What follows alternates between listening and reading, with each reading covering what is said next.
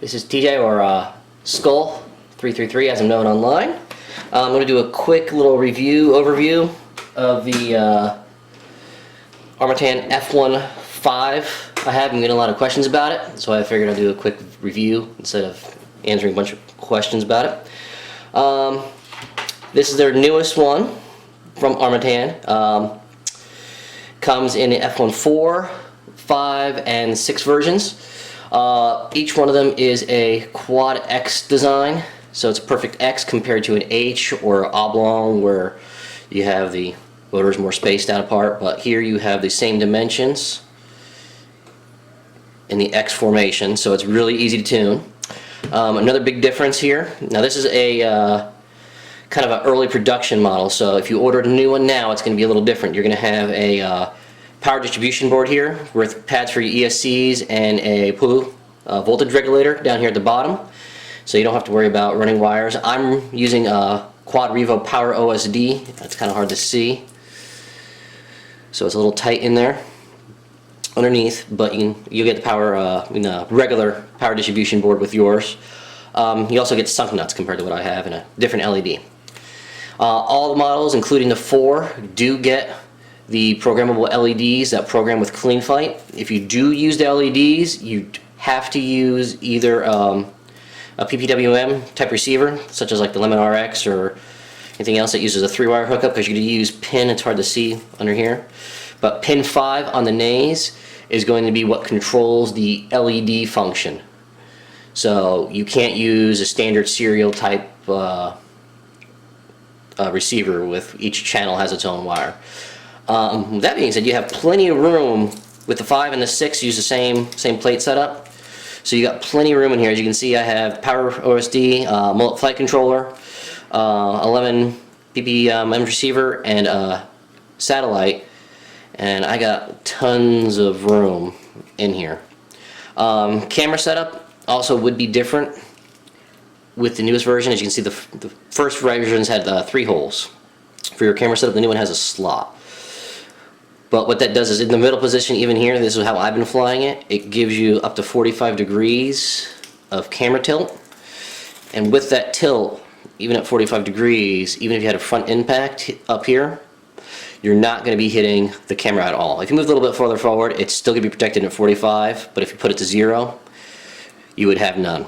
But at the center hole here, and if you had the center slot, you'd be fine. Far back, you'd have no chance of damaging the camera whatsoever.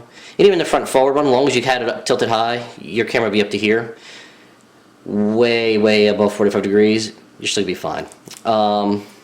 Another great feature of the F series, with the 5 and 6, the 4 you have a different option with thicknesses. You get different thickness plates.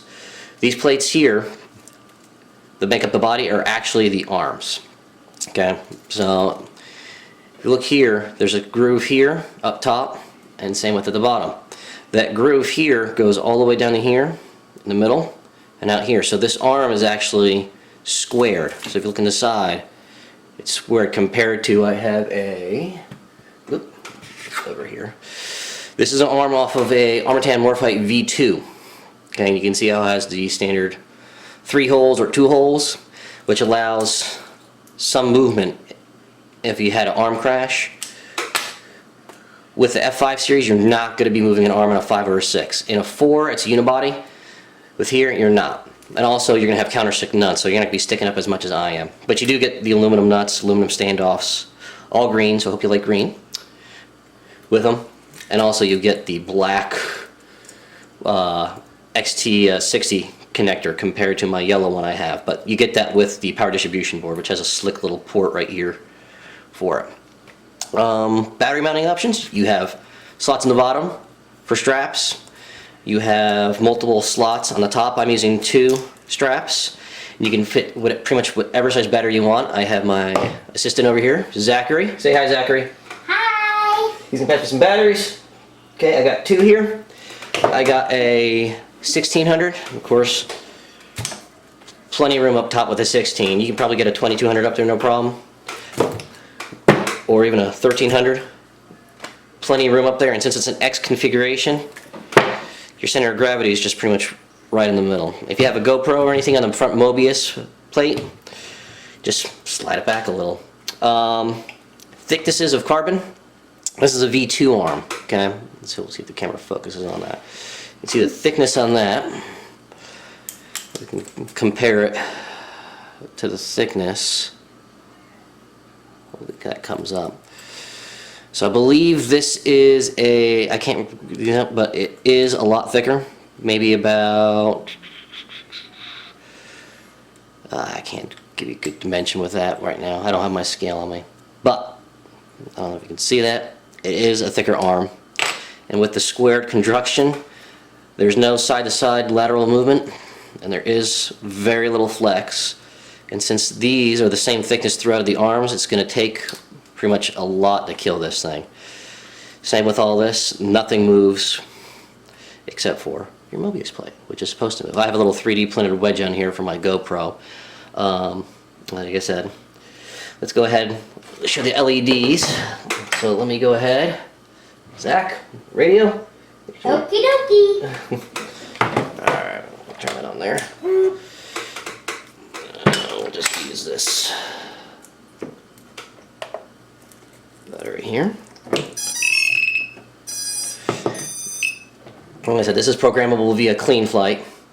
So I have it right now for programmed for arm disarm. So you have the, there we go. Give me a better shot. So we have arm and disarm, and I won't do it throttled up because I have props on. I'm not going to do that, but you can hand throttle it up, and I have mine to change colors on throttle. And of course you can indicate turn signals. Each one of these is programmable via Clean Flight. So you can throttle up, arm, disarm, and it's pretty bright. Let's see if we can get a, yeah. So, plug that up. Thank you. Thank you. So yeah, there you have it. Let's go put it on the scale. We get it set to 0. Get the prop off. Now this is fully loaded, minus the battery.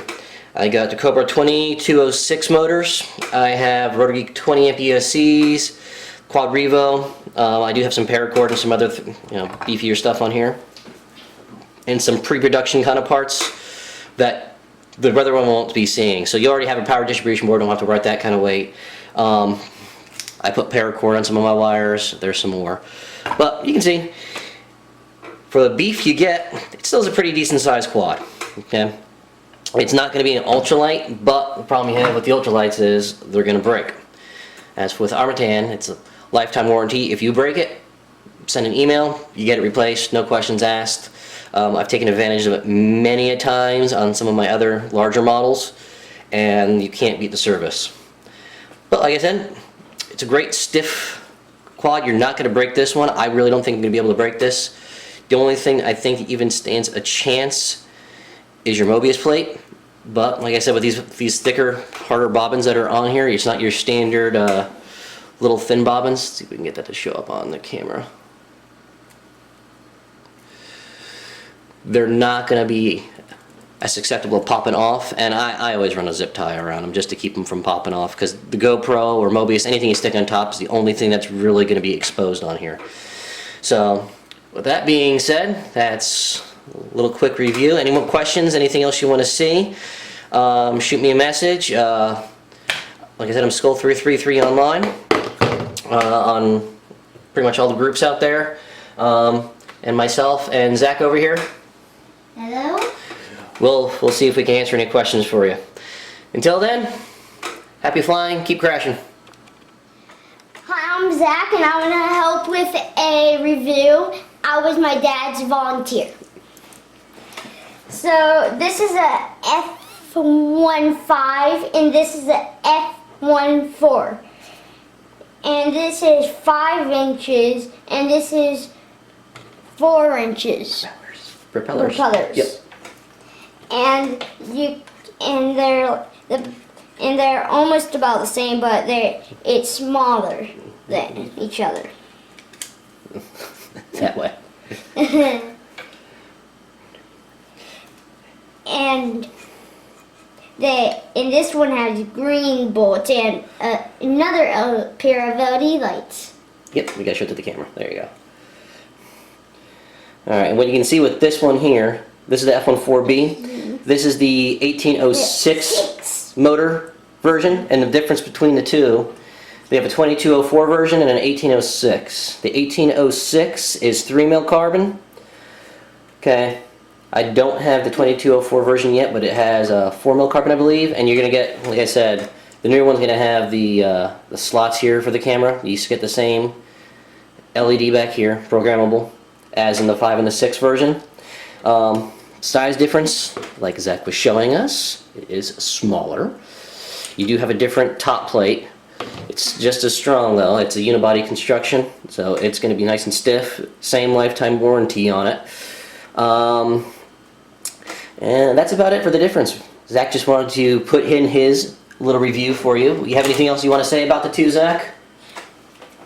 They can't hear your head shake. Yeah. Okay.